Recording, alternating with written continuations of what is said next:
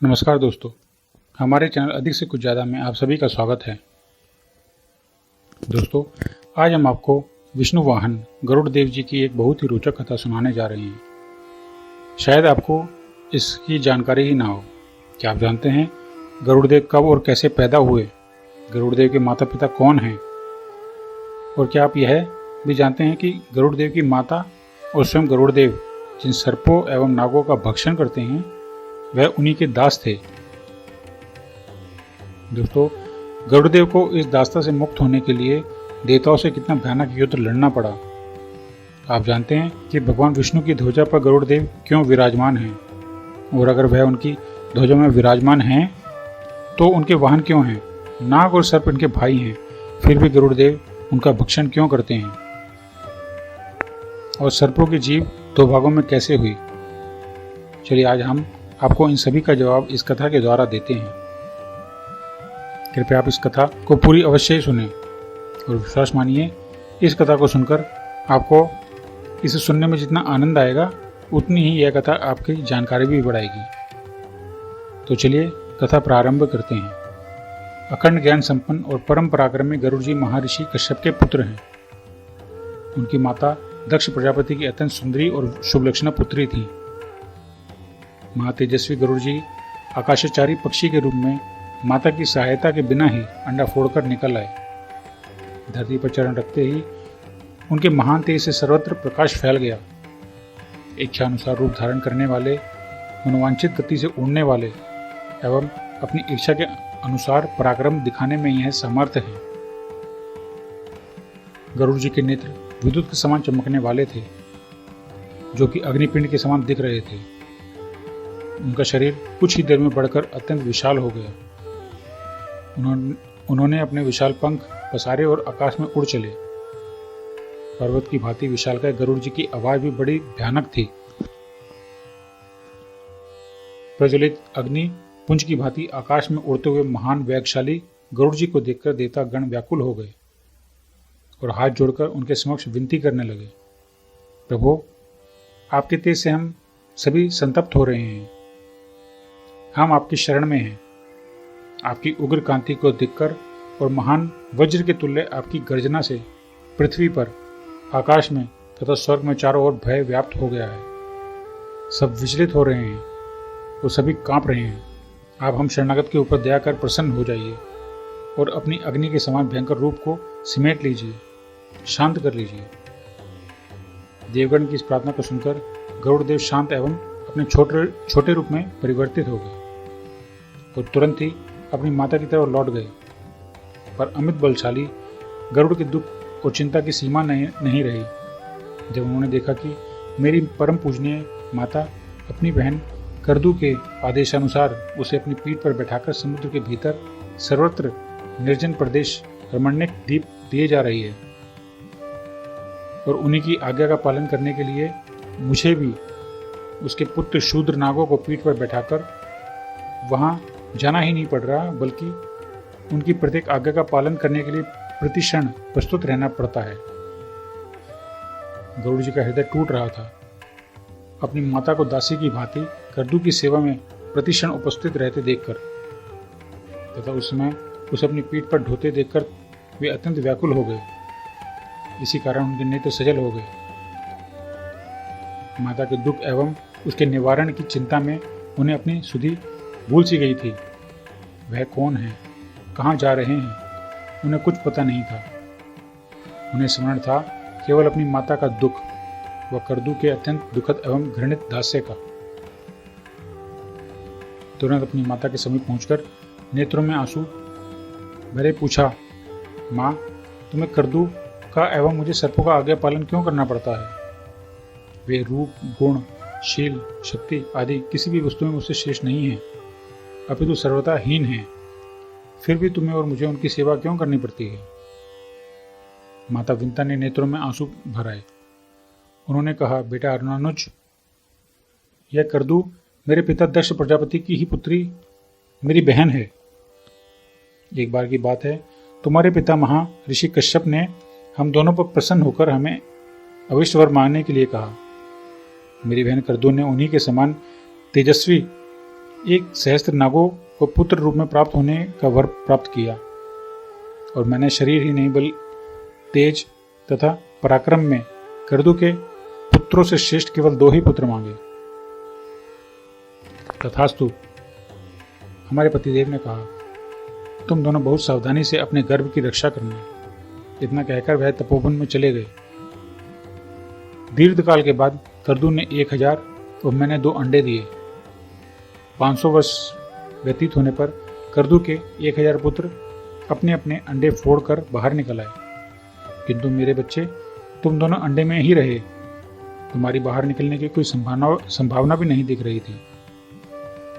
बेटा, आंसू पोंछते हुए माता विंता ने पुनः कहा, मेरा हृदय पुत्र के मुख दर्शन के लिए व्याकुल था और मैं सौत के सम्मुख लज्जा का अनुभव कर रही थी। इस कारण एक अंडे को मैंने स्वयं अपने हाथों से फोड़ दिया। उसमें तुम्हारे बड़े भाई अरुण थे। उनकी ऊपरी अवयव तो स्पष्ट और पुष्ट हो गए थे, किंतु निमग्न अभी अधूरे ही थे। अपनी यह दशा देख अरुण ने क्रुद्ध होकर मुझे श्राप दे दिया। माँ, तूने लोभवश मेरे शरीर का पूर्ण रूप से विकसित एवं पुष्ट नहीं होने दिया, मुझे अधूरे शरीर का बना दिया। इस कारण तू अपनी सौत की 500 वर्ष तक दासी बनकर रहेगी और सेवा करेगी। कुछ क्षणों पश्चात शांत होकर तुम्हारे बड़े भाई अरुण ने कहा, इस दूसरे अंडे में जो मेरा भाई है, इसको यदि तूने समय से पूर्व ही फोड़कर नहीं निकाला, समय पूरा होने पर यदि यह स्वयं अंडे से बाहर आया तो तुम्हें दासी भाव से मुक्त करा देगा। अतः 500 वर्ष के बाद भी तुम्हें इसके जन्म की धैर्यपूर्वक प्रतीक्षा करनी होगी। इतनी बात कहकर तुम्हारा भाई अरुण आकाश में उड़ गया। मेरे नेत्रों से आंसू बरसने लगे, पर मैं कुछ बोल नहीं सकी। सर्वथा मौन और शांत रही। मेरा दुख केवल मैं ही जानती थी। धीरे धीरे दिन बीते। अत्यंत सुखद एवं मंगलजनक समय उपस्थित हुआ जब तुम स्वयं अंडा फोड़कर बाहर आए। तुम्हें अत्यंत तेजस्वी एवं विशालकाय गगनाचारी के रूप में पाकर मेरे हर्ष की सीमा न रही। मैं तुम्हारे सर्वविधि कल्याण के निमित्त शिर संदुसाई लक्ष्मीपति नारायण से मन ही मन प्रार्थना करने लगी, किंतु उसी क्षण अत्यंत भूखा होने के कारण तुम भोज्य पदार्थ की खोज में मुझे छोड़कर आकाश में उड़ गए। मैं अपनी बहन कर्दू के साथ घूमने निकली। घूमते हुए हम लोगों ने अपने समीप से समुद्र मंथन से उत्पन्न हुए सुंदर एवं दिव्य शुभ लक्षणों से भरे अश्वरतन उच्च शिवा को जाते देखा। कर्दू ने मुझसे पूछा, यह अश्व किस रंग का है? मैं बोली, बहन, अश्व तो अवश्य श्वेत है। कर्दू बोली, किंतु इसकी पूंछ काली है। नहीं बहन, मैंने कहा, अश्व तो पूर्णतः श्वेत है, इसकी पूंछ भी श्वेत ही है। अच्छा, बाजी लगाओ। कर्दू बोली, यदि इस महान अश्व की पूंछ काली हुई तो तुम मेरी दासी हो जाओगी, किंतु पूंछ यदि उज्जवल रही तो मैं तुम्हारी दासी हो जाऊंगी। अच्छी बात है, मैंने भी कह दिया और मुझे शर्त स्वीकार है। इस प्रकार हम दोनों बहनों ने दासी होने की शर्त रखी और अश्व को कल आकर देखा जाएगा, यह निश्चय कर हम दोनों अपने अपने घर चली गई। कर्दू ने छल किया। उसने कुटिलतापूर्वक अपने पुत्र सर्पों से कहा, तुम लोग काले रंग के बाल बनकर श्वेत उच्च शिवा की उज्जवल पूंछ से लिपट जाओ, जिससे मैं अपनी सौत बहन विंता को दासी बना लूं। कर्दू के कुछ पुत्रों ने धर्म भय से उसकी इच्छा का आदर करने में असमर्थता व्यक्त की।